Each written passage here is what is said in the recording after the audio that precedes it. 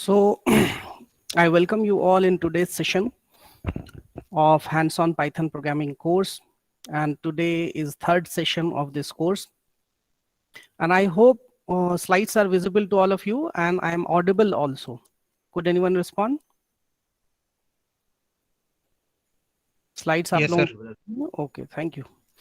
So let me tell you about the syllabus of this whole course, that 10 days course, that we are going to cover these topics in detail, and few more topics also we will include. Okay, so like Python overview, in how we can install Python interpreter, how we can use IDLE, that is on Python editor, Python programming, how we can do using Google Colab, and basic data types like int, float, all those things we have discussed in Python, and control structures like if structure, if else structure. And in yesterday's session we also discussed about loop control structures like for and while. And we have also discussed structural pattern matching, that is a feature of the newest release of Python 3.10. Next, we will discuss in next sessions about those sequence data types that we in general, particularly especially we have in Python, like string, list, tuples and dictionaries. Okay, and then we will go to the section of GUI application development using Python programming. And then finally we will also discuss about the standard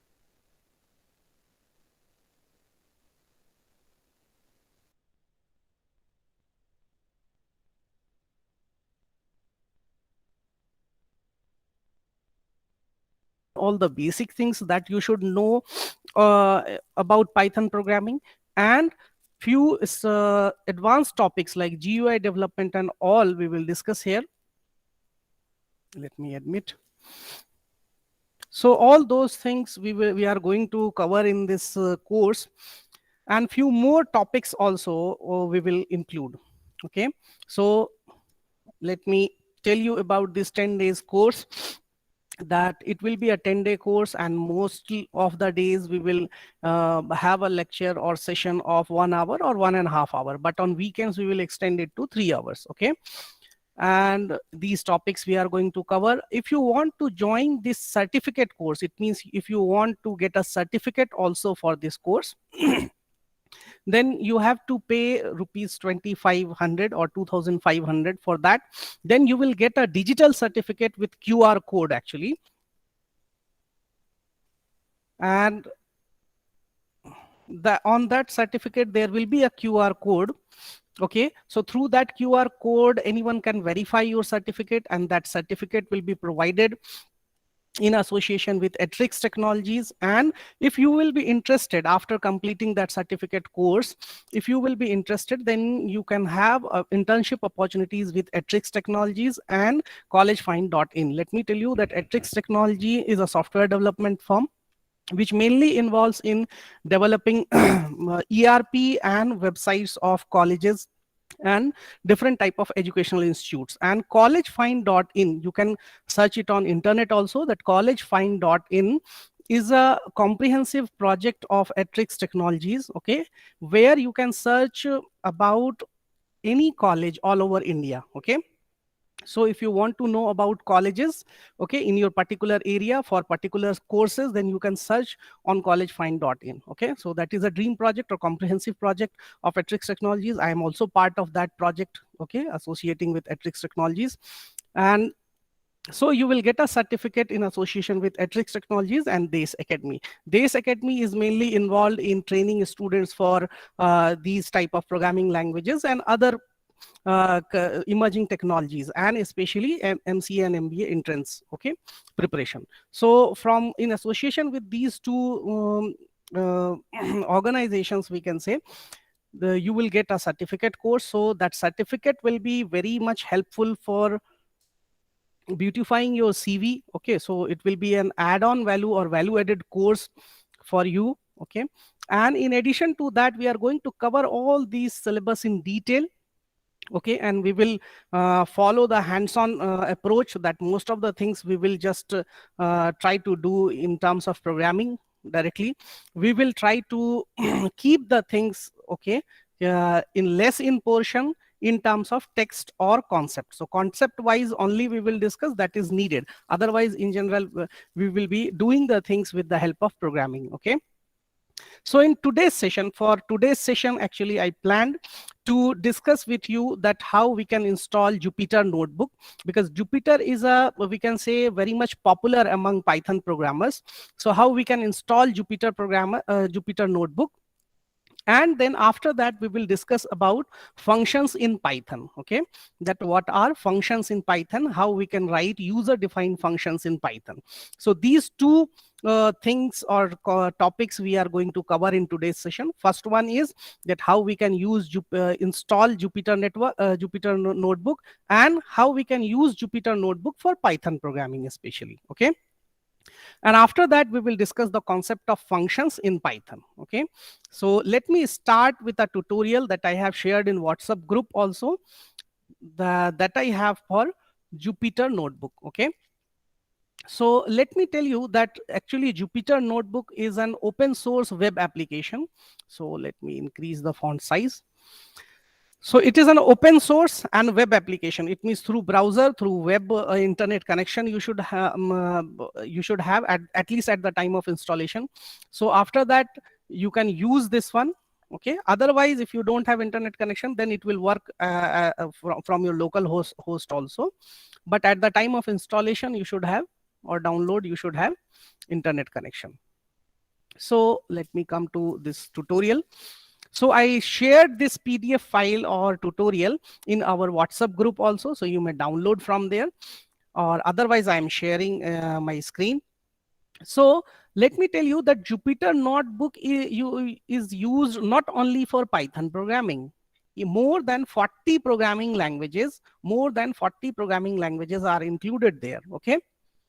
So but among Python programmers or Python learners, Jupyter Notebook is very famous. Why it is very famous among Python programmers? Because it allows you to create and share documents that contain live code. So you can share your live code. Okay, and equations, visualizations, and narrative text also. It means comments also you can write there. And uses in its uses, so where you can use this Jupyter Notebook: in data cleaning projects and transformation, numerical simulation, statistical modeling, data visualization, even for machine learning projects also you can use this Jupyter Notebook. Okay, so I hope you got the basic introductory idea of Jupyter Notebook that we are going to use today. First we will go through the process of installation of Jupyter Notebook, and then we will use also for Python programming. So Python is a requirement for installing the Jupyter Notebook itself. What does this line means? Actually, that first you have to install Python. And then you have to install Jupyter Notebook. I hope you got my point, that without installing Python, if you are installing Jupyter Notebook, then you will not be able to use Python code or Python Notebook in Jupyter. Okay, so best way to do that is first you should install Python. Okay, and then you should install Jupyter Notebook. So I am going to tell you the steps that you should follow if you want to install Jupyter Notebook. Okay, so first of all, if you are using Windows, then of course you will go to your command prompt. Okay, and I hope you know that how you will go to command prompt. In the search box, okay, just adjacent to this start button, you will write CMD, and then you will click on that CMD. Here you will be on command prompt, and here you can write your instruction, okay, or command like pip install Jupyter. So you want to install Jupyter and you are using this pip command. So pip is actually package manager for Python. Okay, so by using this pip package manager, you can install different libraries and different editors of Python. Okay, so pip install Jupyter you will write, and then you will press enter. Okay, then after that there will be some downloading. Okay, so it will be going on, some downloads will be going on automatically. You don't need to do anything. Okay, so downloading all files will be started, and wait till the installation is finished. And finally, this after the download and installation, then you have to write like this thing. So you will get a message successfully installed and all these things. Then after that, okay, on the same console, on the same command prompt, you have to write Jupyter Notebook. So why we are writing this Jupyter Notebook? Because we have installed Jupyter Notebook. Now we are going to open Jupyter notebook, we can say. Okay, so from here we will write Jupyter notebook. So after that, this Jupyter notebook server will be launched and you will be getting like that. And after that, you can start a Python project. Okay, so how we will do, just let me show you. In command prompt, we can write like this, or we will close this one. So this one is our command prompt. I hope it's visible to all of you. Would anyone respond? Hello? Yes, sir. Okay, thank you. Thank you. So what we will write here, Jupyter notebook, because I have already installed this Jupyter. That's why I am just going to write this Jupyter notebook. So it will be directly in your web browser. Okay, whatever, whichever browser you are using.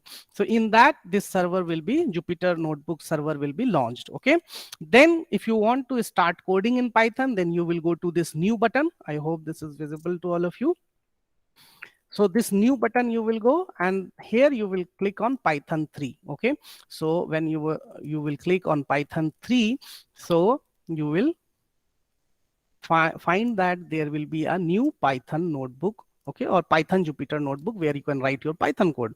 So I'm going to write, or untitled 2, so we can rename it. Okay, so we are going to rename it hands-on Python programming session 3. Okay, so like that we can write. So I should make it capital, session 3. Okay, so rename it. So this will be the title of your notebook, and here you can write in these cells, you have to write, and we can write, just for example, let me write a simple command or function, we can say, like hello. So print function we use, and then same syntax that you know about Python. Okay, so syntax will be same whether you are using Python ideally, or you are using Jupyter, or even you are using PyCharm, or even you are using Google Colab. So syntax will be same, coding will be same. So just you have to get familiar with the environment only of Jupyter. So after that, you will click on this button of run. Okay, then if you will click on run, you will get the output for that. So just after that cell, you will get, and there will be a new cell, so you can write your code. Okay, and you can write 2 to 3 lines in one cell also. Okay, like print hello, you can write, then next line if you want to write, okay, in same cell, then just you will press enter, and then you will type next line. Okay, so like print hi. Okay, so like that you can write, and then you will click on run. So like that you can write your Python code here. So this was about Jupyter notebook, that how you can use, or how you can install first, then after that you can use this Jupyter notebook for Python programming. Okay, so I have shared, even again I will share in WhatsApp group. Okay, this tutorial. So through this tutorial, you can easily download this one. If you are using Linux, okay, if you are using Linux or any other, you can say operating system, so then there may be little bit changes in this, in these commands. For example, if pip install Jupyter, so there may be you have to use exclamatory mark, so like that type of thing. So if you will be getting any problem in installing, then you may WhatsApp me or text me. Okay, so otherwise these steps are very simple, and you can download by using this tutorial. So for today's session and for next few sessions, we will use this Jupyter notebook for our Python programming, for discussion of Python programming. So next, let me come to the topic that is about functions in Python that we are going to discuss today. Okay, so before that, let me tell you that we are in third session of this 10 days course of hands-on Python programming. And if you want to join this course for further sessions and to get a certificate, with certificate, so that will be a digital certificate with a digital QR code. So for that you have to pay rupees 2500. If anyone will be interested in joining this course, okay, and with certificate, then of course you can message me. I will share that account details and all. Then you have to send this amount and you have to fill a form, Google form. Okay, so I will send the link also. There you can fill the details of yours and details of payment also, and then we will enroll you properly in that 10-day certificate course. And after completion of that 10-day certificate course, within 3 to 4 days we will mail you, we will send through email your certificate. Okay, and that certificate can be verified from anywhere through that QR code. Okay, and that certificate will be provided in association with Atrix Technologies and this academy. So that certificate will be a value added thing for your CV also, and that will beautify your CV also. And if you will be interested in internship opportunities, then you will get an internship opportunity at Atrix Technologies and collegefind.in also. Okay, so let me come to the topic that we are going to discuss today, that is about functions in Python. Okay, so as we know that why do we use actually functions? So functions actually we use whenever we have some specific task. Okay, एक special task है, कुछ खास काम है, वो आपको करना है, और उसके लिए आप एक स्पेसिफिक जो ग्रुप ऑफ इंस्ट्रक्शंस हैं, कुछ लाइंस हैं, आप उसको एक अलग नाम देना चाहते हो और उसको सेपरेट करना चाहते हो अपने पूरे प्रोग्राम में. Okay, then we use in general function. So in general आपने देखा होगा कि फंक्शन जो हम लोग यूज करते हैं या क्रिएट करते हैं, सो फंक्शन वी यूज और create for some specific task. Okay, so first thing is that we will not use function for any daily or any routine work. Okay, we will use functions for some specific tasks. So function will have a specific objective, okay, that it has to perform. First thing is that. Second thing is that we want to put lines of code under a function, because whenever we will need to execute those lines, those instructions, what we will do, simply we will call that function. If you are not going to put all those instructions in a function, it means if you don't want to create a function, if you don't want to use a function, then what you have to do, whenever you will need those instructions, you have to write again and again. So it will be reduce your length of code also. So by using function, actually we are making our program, okay, readable also, and of less lines of code also. So simply we will put the code under a function, okay, within a function, and whenever we will need to execute those instructions, we will just call that function. Okay, so simply we can say that it will reduce the length of your code, and it will also provide you reusability. Reusability means whenever we will need, we can use it directly. Okay, so these are the objectives of function. Whether you are going to talk about functions in C, C++, Java, or Python, that is the base concept of function. Okay, now let me go to the advantages of function. Increases readability. So what do we mean by readability? Readability means if you are going to write a program and if you are using functions properly, then if any other person is going to read your program, then it will be easy to understand your program if you are using functions properly and with proper name. Okay, and especially when your code is longer. Okay, so the program is better organized and easy to understand. So your program will be easy to understand for others. May be possible that you can understand your program, but for others also, because may be possible that if you are working in a project, okay, then other project members also required to go through your code. So at that time, you need to write your programs very easy to understand and readable also.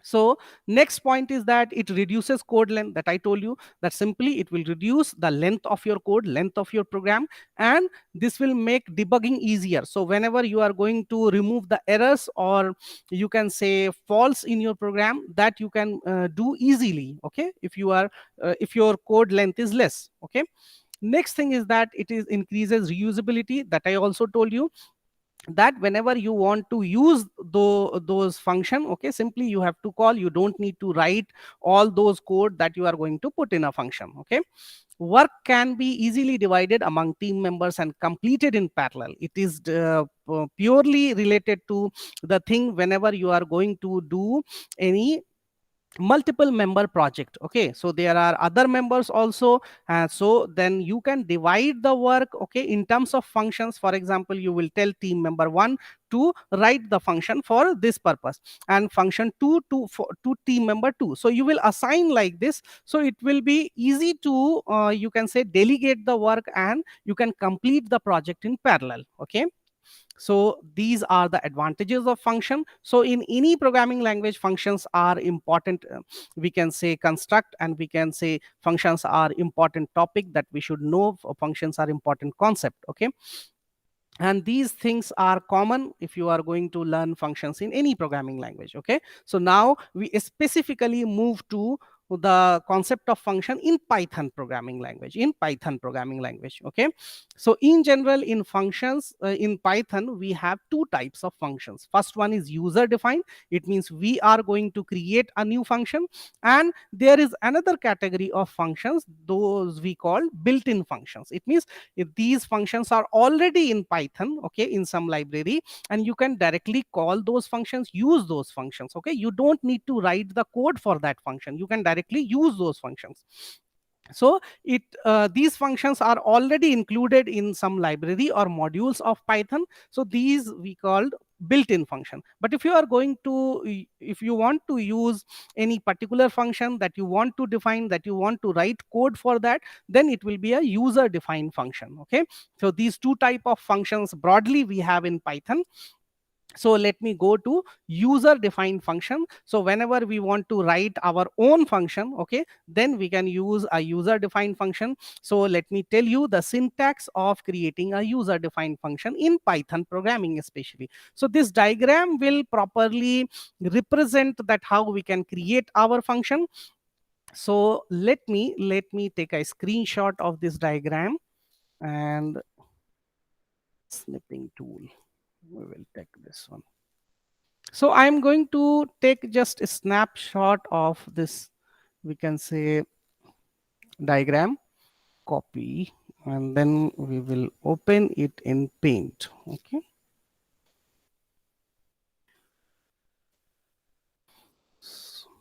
So what we are going to do here, simply we are having this diagram in Paint. So I can do some painting here simply.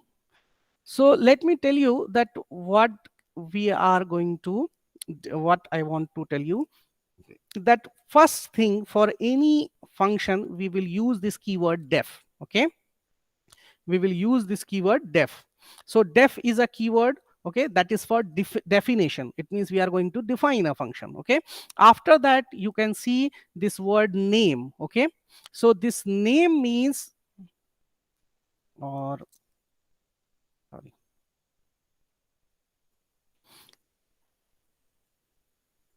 so this name means actually, this name you can use. Okay, so name means you have to give your name from your side. For example, if you want to give sum, if you want to give, for example, multiply for mult. Okay, so like that you have to give name from yourself. Okay, from your side. Okay, this is not a keyword. After that, in parentheses you have to write arguments. Okay, arguments means values or variables that you want to provide as input to that function. Okay, because if you want to add two numbers, then what you have to provide to that function, you have to provide two numbers at least. Okay, as input. Okay, if you are not going to ask those numbers within function, then it may be possible that you can provide these two numbers. Okay, for which you want addition, or for which you want sum. So those two numbers you can provide as arguments. So we can say that arguments are the variables or values that we want to provide as input to that functions. Okay, so if you have argument 1, then you will write that argument 1 comma argument 2. So with commas you can write. After that, this colon you have to use. Let me tell you that this colon is a part of syntax of Python, in syntax of function in Python. Okay, so that's why you have to take care of this colon. If you will not put colon, then you will get a syntax error. Okay, so we will try this thing also. After that, in next line with some indentation. So let me show you. So let me show you that after def name arguments and colon, after that in next line, okay, in next line you can write statements that you want to be associated with this function. Okay, so you will write first statement, then next statement, but let me point out that there will be a margin, you can see this margin, that these two statements are at same margin, that this is margin, this is margin. Okay, so at the same margin if you are going to write statements, so all those statements will be part of your function. Okay, all those statements will be part of your function. So def is a keyword that we have to use whenever we want to define a new function. The name from our side we will put, so that will be an actually identifier, okay, by which the function is called. So function name, we can say name will be function name that we have to provide from our side. Then arguments, a list of values that we want to pass as input, and some indentation we have to maintain. I hope you got this point. And then we can write return. If we want to return some value, then we can write return. So return is a keyword here, so return, and then after that variables or values that you want to return. Okay, so this whole portion, okay, all these statements and return statement, so this will be the function body, it means body of the function. Okay, so this is executed each time the function is called, and whenever we are going to call this function, all these statements, okay, till return, all these statements will be executed, okay, whenever we will call this function. So this return value ends function call. So if you are going to write this return, then this will end function call and sends data back to the program. Okay, so wherever you will call this function, this value will be sent back, okay, there.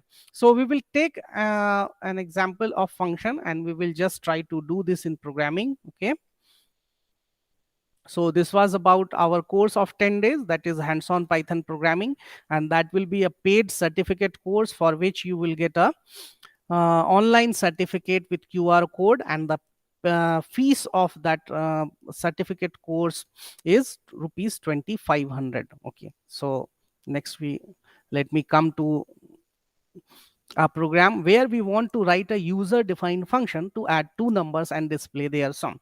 So that is the simplest program to use, or to use functions, okay, we can say. So that is the simplest program where we are going to create a function, and then for what we will create a function to add two numbers and display their sum. I understand that may be possible some of you will be knowing all those things, that adding two numbers, writing function for adding two numbers is not a typical thing if you know C or C++, but here we have to understand all those things in Python. Okay, so that's why I took a very simple program, that you should focus on the syntax of Python, so that you will be familiar with Python. Then you syntax of Python or syntax of function in Python, we can say, then you can easily write any function. Okay, so here our focus is on getting about the syntax of writing function, okay, in Python. So if we want to add two numbers, what we can do, we can provide two numbers, or we can ask user to enter two numbers. Okay, in that case we will write this type of code. So let me try to write this code. Otherwise I would request one more thing, that if you have Python, ideally Jupyter notebook, any editor where you can do this Python coding, then you should also write simultaneously this code, and you should try to get result for this code. Okay, so I am going to start on Python Jupyter. Okay, so let me start on Jupyter, this one. So here I am going to write my code actually.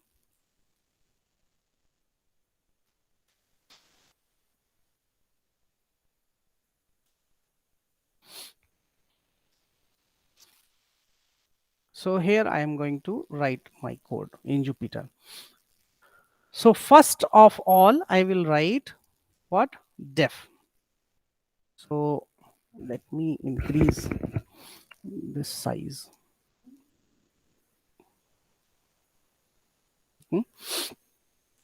So def is a keyword. Then whatever you want to give the name to your function, for example, if you want to give the name sum, okay, and then after that, so sum may be a keyword already or already a built-in function, so that's why we should use sum underscore numbers, okay.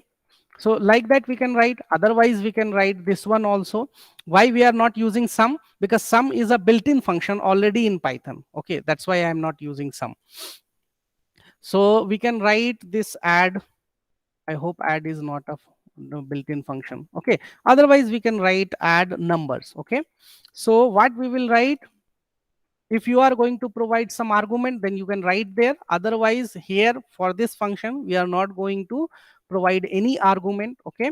Actually we are going to provide these two numbers within function. So within function, first we will call, uh, we will take the value of first number in n1, okay.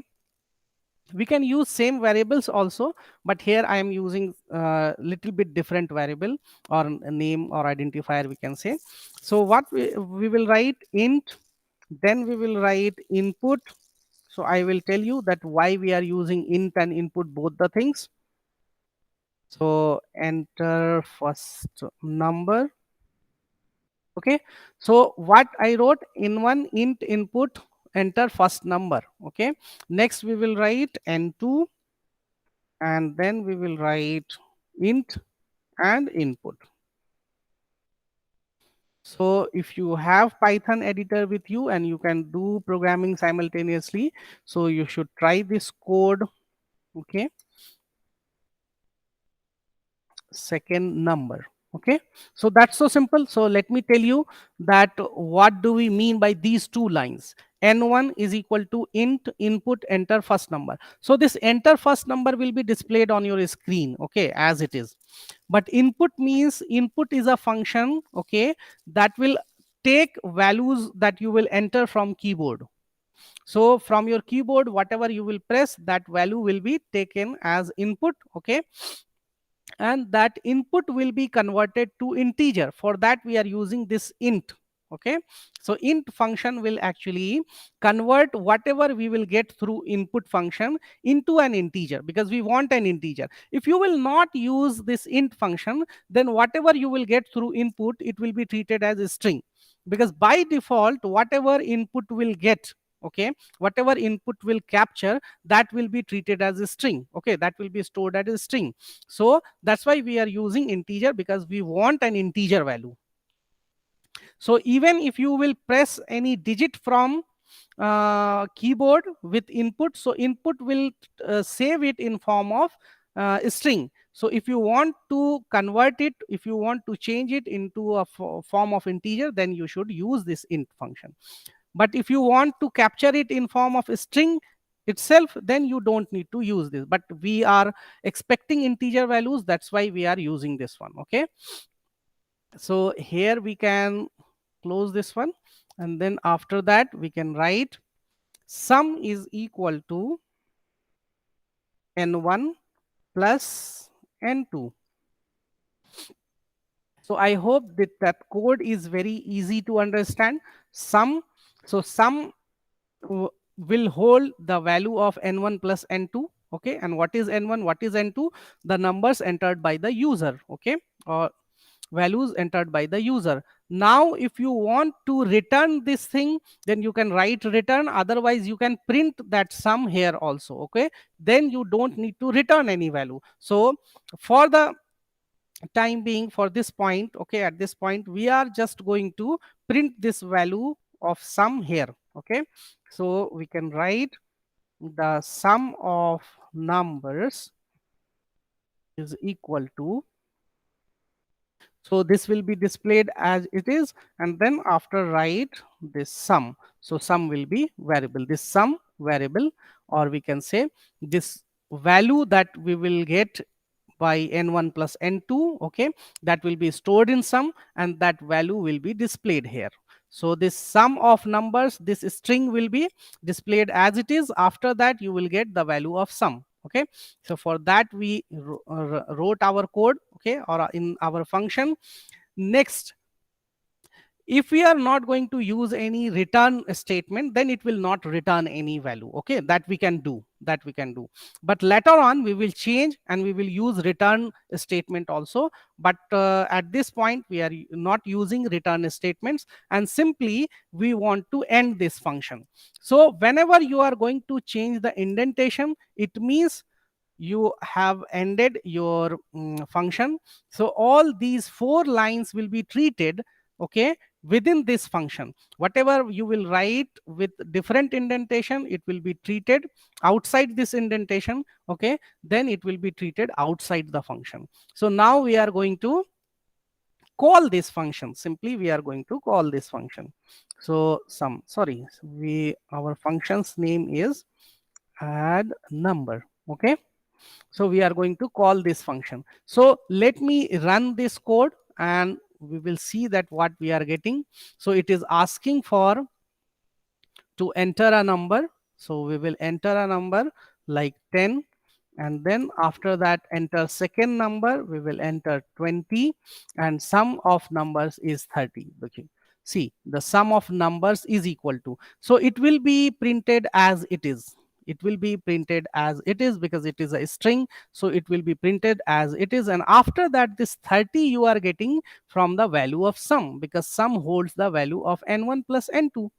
And what do we have in n1? 10, and n2 as 20. So that will be summed up and it will be stored in that variable sum, and that value will be printed here. Okay, the value of sum will be printed here.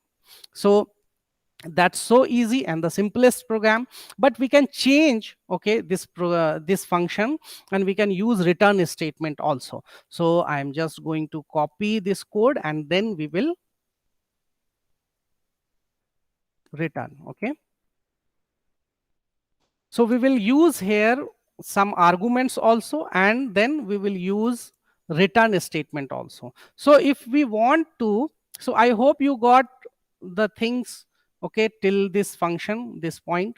Okay, and now we are going to change the code of this function. What we are going to do, that we will use n1 comma n2, okay, n1 comma n2 as arguments. Okay, what do we mean by arguments? It means these values will be provided as input to this function. Okay, so then we don't need to write these two statements or lines here. So what we will do, we will write it outside the function. We will write it outside the function, or control V. So this will be n1 and n2 is now outside the function. Okay, because we are not writing it with same indentation, okay, that we used for statements of this function. So that's why. Otherwise, what you can do, it will be better for others to make your program readable. So what you can do, you can put a statement or comment statement here. You can write function ends here. Okay, or function end you can write simply. So it means function is ended here, and after that whatever you are writing, that is outside this function. Okay, so function end you can write here. So this will clearly specify that this portion is under your function, and this after that whatever you have, that is outside your function. Okay, that is not the part of your function. So what we are going to do, so n1 and n2 will be provided as input here. So n1 and n2 we will take outside. Okay, we will ask user to provide. So for that we have to write code, but we will put these two statements outside the function. Okay, and now we can provide this as input n1 and n2. So that's why I wrote in arguments, and after that we will write directly sum is equal to n1 plus n2, because n1 and n2 will be provided to this function as arguments. Okay, so the value of n1 and n2 will be copied, and this will be added and stored in sum, and then you can write print. But if you don't want to write this print here, and we can use a return statement like sum, return sum. So this sum, or we can use this sum as sum of numbers. Okay, sum n we can write, sum n we will write. Okay, and then after that we can use it like s is equal to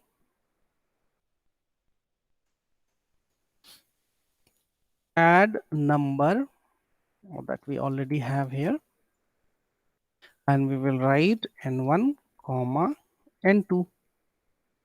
So what it will do, whatever that function will return the value of sum n, okay, that is the name that I changed, sum n, this value will be returned here and it will be stored in s. Okay, so that value will be stored in s, and then we can write print sum of numbers is equal to comma s. Okay, so let me run this code. So enter number like 15, then 25. So you will get 15 plus 25, 40. So I hope you got this point.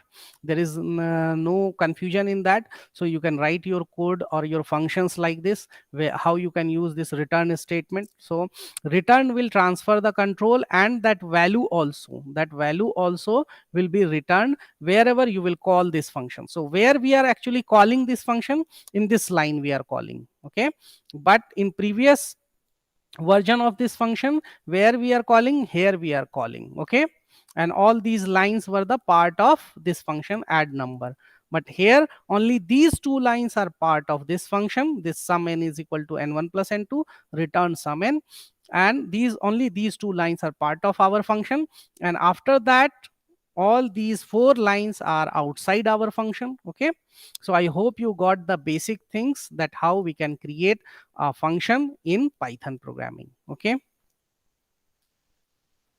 so next we have a question like write a user defined function to calculate square and cube of a number. Okay, we want to calculate square of a number and cube of a number also, and display value of square and cube. Okay, so for that we will write code. Okay, so for that we can write like this. Let me try this thing. So what we are going to do, that we will ask for one number from user. Okay, so let me copy this code and we will alter this thing, alter this code directly. So what we are going to do, we want to calculate square and cube. Okay, so sqcu, we are just going to give this name sqcu. Okay, no problem in that. Then we will provide only one number, because you want to calculate square of that number and then cube of that number. So how we can calculate? So square will be, sq will be square of that number. So we can write like n1 power, or we can write n1 into n1. That's also fine. Otherwise we can use that power symbol also, or power operator. Even power POW is a function also in Python, so that we will discuss later.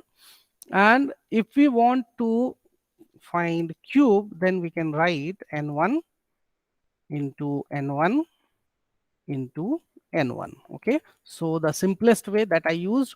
Otherwise you can use this cap symbol that we in general use for power, okay, to get exponent of some number. So but for simplicity I am using this square. It means n1 into n1, cube means n1 into n1 into n1 three times. Then return. So now this is a question that how we will return two numbers. So we will simply write sq comma cu.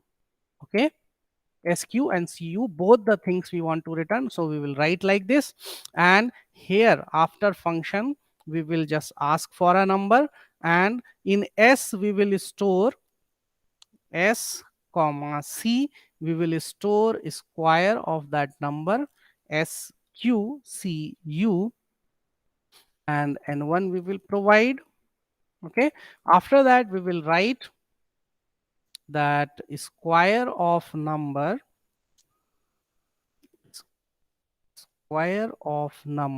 is equal to s, and we will write cube of number is c. Cube of number is c. Okay, so like that we will write. Let me run this code.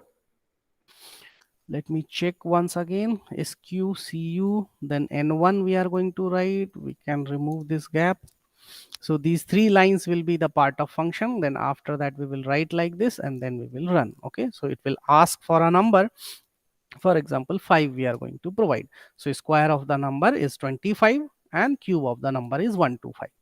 So you can see that how this syntax, if you want to return more than one values, okay, if you want to return more than one values, then also it is so easy in Python. You can simply write return, then first value or first variable for which you want to return value, and then comma second, even third you can write like this. Okay, and whatever you will write, okay, for getting these values like s comma c, so s will store the value of sq, okay, the sequence in which you are returning, and c will store the value of cube, this cu. Okay, I hope you are getting this point. That's s comma c, it means sq comma cu. Okay, these values will be returned in that sequence.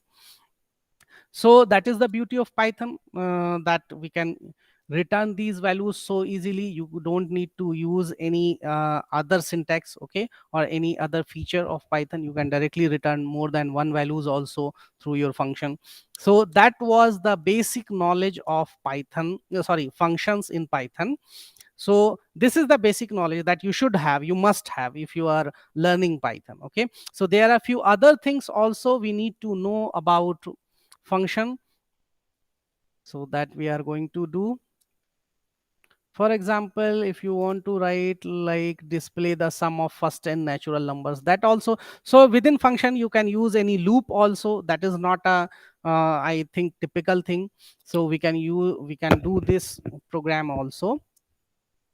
Like if we want to write a program using a user defined function that displays sum of first n natural numbers where n is passed as an argument, it means user will provide the value of n, okay, and what it will do, it will provide the sum of first n natural numbers. For example, if the value of n is 5, then it will be 1 plus 2 plus 3 plus 4 plus 5, whatever be the value of this thing, that will be displayed. Okay, so for that we want to write code.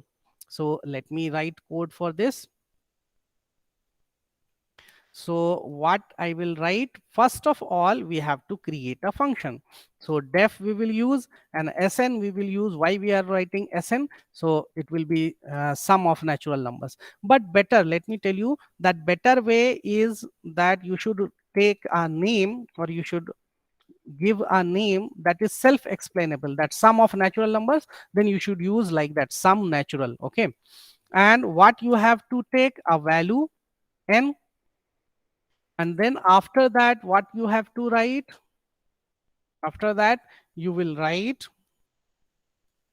sum is equal to 0, because we will initialize that sum to 0. Then we will use a for loop. Okay, I hope you have basic idea of for loop in Python.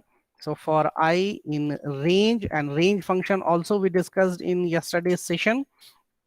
So 1 comma n plus 1. Okay, I will tell you that what we will get through range 1 comma n plus 1. I will tell you in few minutes. So then in sum, what we are going to do, we will just add this value of I. Okay, and then what we are going to do, we will print this. Okay, otherwise we can return this value of s also. So we are just going to make a change that we want to return. For example, if we want to return this value s, okay, that's fine. So that will be our function. So exclusively we can write that function ends here, function ends here, and after that we will write the code that we want to put outside the function. So first of all, what we have to write, like num we have to take, okay, and then, or n also we can write, but you can write this thing num. So num, and we will ask user actually to provide any integer value, okay. So like int we will write, then input we will write, and then we will write that enter a natural number, because you want to add, you want to get the sum of first n natural numbers. So you will ask user to enter a natural number, and that will be stored in num, okay. Then you will call this function, okay. Or you can do one thing, that s you can use for to store the value that will be returned with returned as s, okay. So you can write this as sum of natural number, or sm we can use, and then we will write sum of natural number. So sum, then natural, this is the name of our function, and we will provide this num as a parameter, okay, to this argument n. So this num, value of num will be copied to n, okay. This value will be copied to n, okay, and further it will be provided or used in this range function. So that, like that, we can call this function. So whatever that value of s will be returned, that will be stored in sm here, okay. And then we can print this function, print this statement, like print sum of first, so first n. So in place of n we want to display the value of n, so n will be num here, okay. Sum of first n numbers is equal to, like that. So just we are actually formatting our output, that sum of first and then value of num will come, and then this numbers is equal to that string will come, okay. Then after that we want to use the value of sum or sm, okay, that will be stored, okay, whenever it will be returned through that function. So like that we can frame our function. So let me recheck, for I in range, and then we have indentation. Then after that we will come out of that for loop, then with this indentation we will write return s, then s will be the value of s will be returned, and it will be stored in sm, and that will be printed here, okay. That's fine. So let me run this code. So there is colon is required, okay. So where we have to write colon, so after function name and this n we have to use a colon. That's fine, because that is basic syntax of user defined function. That's why we should use this colon. Next we can write, so we have to provide a number. For example, 5 we are going to provide natural number. So sum of first 5 numbers is 15, okay. So sum of first 5 numbers is 15. So you can easily do this thing, that 5. So 1 plus 2 plus 3 plus 4 plus 5 is 15 that we are getting. For that we write our code in which we use this user defined function, okay. So now let me tell you that what actually is going on whenever we are going to run this code, okay. We are going to run this code. So let me copy this code in,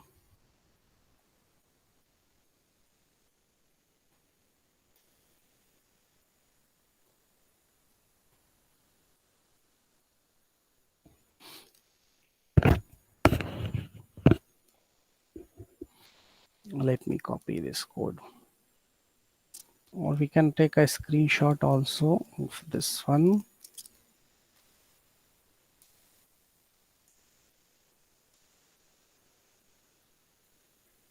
So we have this code here, okay. And let me tell you that whenever you will start running this program or this block of code, then what you will start from, where you will start. So the first line, okay, if we are going to give line numbers, okay, if we are going to give line numbers to this one,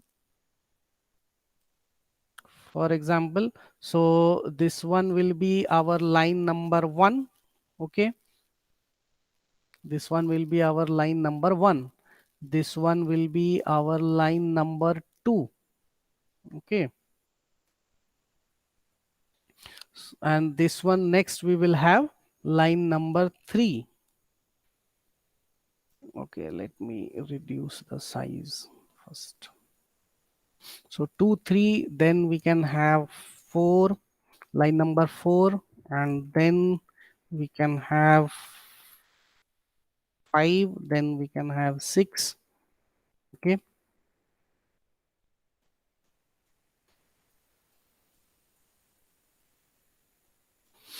and then we can have line number 7, then 8, then 9, okay. So these 9 lines code we have, and I hope now you can easily depict this one. So let me remove this thing from here. We will write this one here. Okay, so this is line number 1. So let me ask that which line will be executed first. This will be line number 1 or line number 2 or any other line will be executed first. So what is the line number, okay, that will be executed first? Which statement will be executed first? You have to simply type in chat box the line number, that it will be line number 1 or line number 3 or line number 6 or line number 7 or line number 9. Which one will be executed first whenever you are going to run your code? Could anyone respond?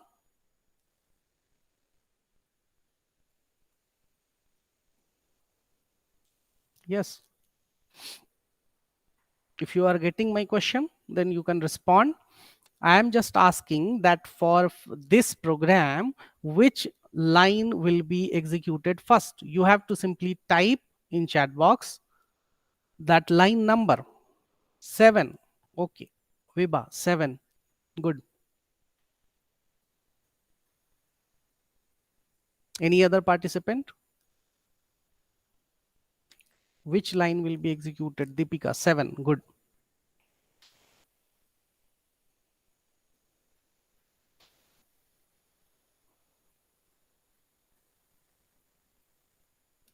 Okay. Anyone else? Or if anyone wants to say that any other line number except 7 will be executed, like line 1 will be executed first.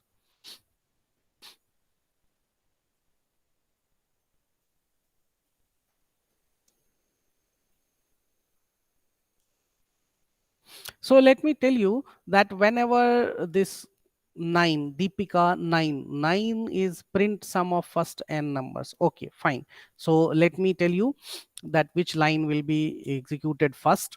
So let me tell you that if you will go through the sequence of execution, whenever that Python interpreter will get this def keyword, so after that the lines or the code that you are going to write with indentation, it means within that function, all those things will be skipped. It will not be executed. First line it will be executed will be this one. Okay, first line that will be executed will be this line number 7. Okay, why this line number 7 will be executed first? Because this function, okay, will be executed, or the code that we have in function will be executed only when you will call this function. Okay, only when you will call this function. So let me write that first it will be, this one will be executed. Okay, so sequence of execution will be 1, then this next line will be executed. It means then 2 will be executed.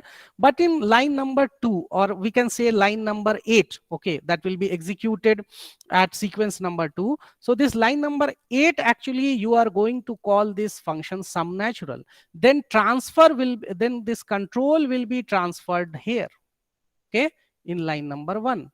So it means it will go to that function where you wrote this definition of this function, and what it will do, whatever be the value of num, that value of num will be copied to n, okay. Actually it will not be copied, actually it will make this n as a reference variable, but that is another thing. But for the time being, just we can assume that this value will be provided to n, okay.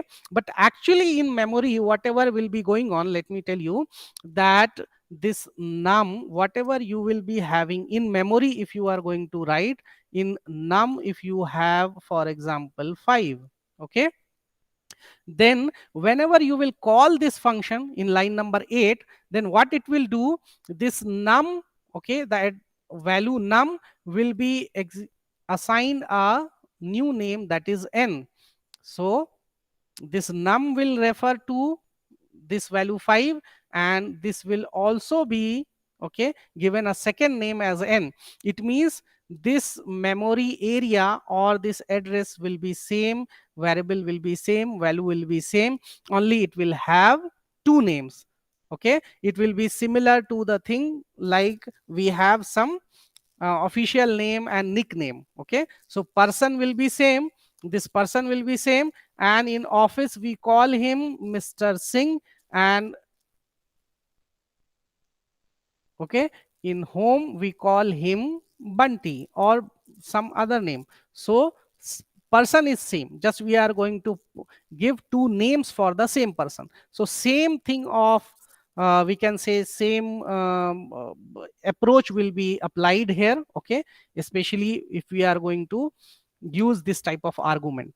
So this n will have this same value, okay, and this value will be referred by n, and then we will come to this line 2, this will be s is equal to 0. Then in memory, so what will be going on in memory, let me show you within this box, that in memory this variable will be created, okay, for this function. So for this function, n will refer to this thing.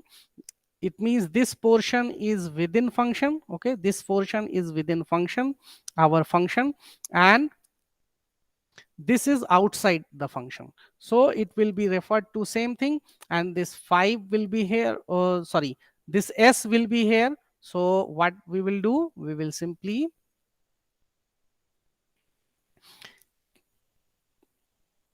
this s is 0 means s will be within function, because this will be local variable to this function, okay. So local and global, that concept will come, but that we will discuss later. But this will be a local variable for this function, so this will hold the value 0, this will hold the value 0, okay, and n will hold the value 5. And what will be going on after that, for I in range 1 comma n plus 1. So as we know that range will create a list of numbers from 1 to n plus 1 if we have, so it will go from 1 to n, okay. So if you are going to take value of n as 5, so what range n plus 1 will provide, what range n plus 1 will create, okay. Let me tell you that range 1 comma n plus 1, as we discussed in yesterday's session also, it will provide the values as, so that will be for I, okay. So the values of I will be 1, then 2, then 3, and then 4, and then 5, okay. Because we are writing n plus 1, n plus 1 means for 5 it will be 6. So for range 1 comma 6, so as we know that range function will create a list of numbers, okay, range function will create a list of numbers, okay, that will start from this value 1, and it will stop at the value just one step back, okay, or one step early to the value of n plus 1. So if we are writing 1 comma n plus 1 and n is 5, it means 1 comma it will become 6. So 1 to 6, but range will create a list of numbers from 1 to 5 only. It will not go till 6. Okay, that point is clear. So range will create these values for I.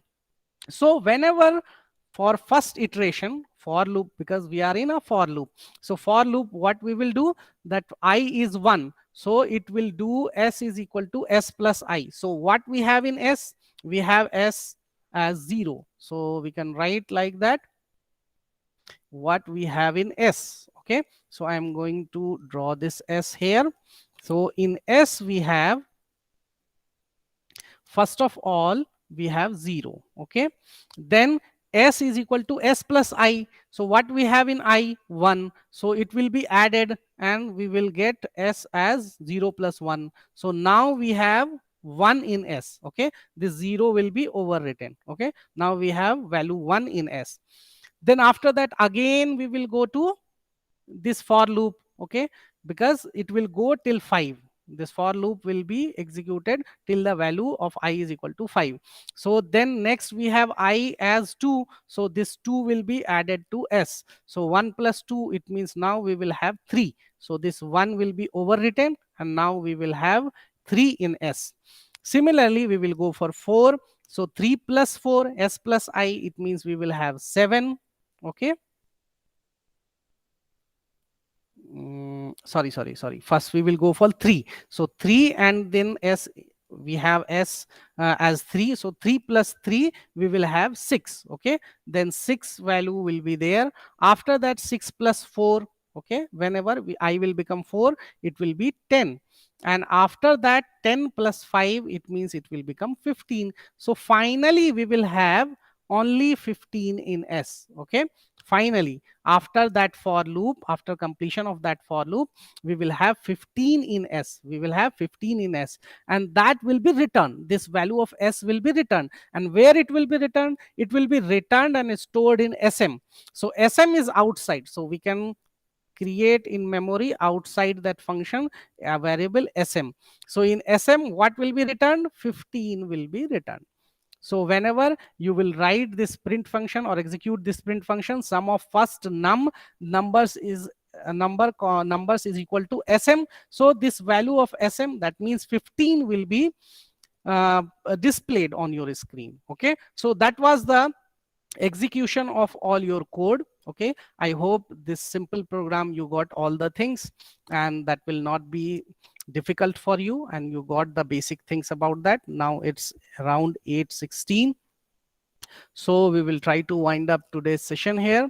And before that, let me tell you that today is the third session, and uh, this will be a 10 days course. And if you want to get next if you want to join our course, okay, for next sessions, then you have to pay rupees 2500. Okay, 2500, that will be the total fees.